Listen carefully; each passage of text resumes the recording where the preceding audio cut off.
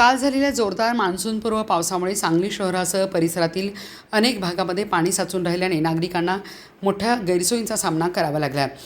अनेक ठिकाणी घरामध्ये पावसाचे पाणी शिरल्याने नागरिकांची दैनंदिन जीवनशैली विस्कळीत झाली असून महापालिका प्रशासनाच्या नाला सफाईच्या कामावर प्रश्नचिन्ह उपस्थित केले जात आहे। सांगली शहरात काल सायंकाळी झालेल्या मुसळधार पावसामुळे रस्ते, गल्लीबोळ आणि सखल भागामध्ये मोठ्या प्रमाणात पाणी साचले। काही भागामध्ये घरामध्ये पाणी शिरल्याने घरातील वस्तूंचे नुकसान झाले असून नागरिकांना रात्रभर जागून परिस्थितीचा सामना करावा लागला।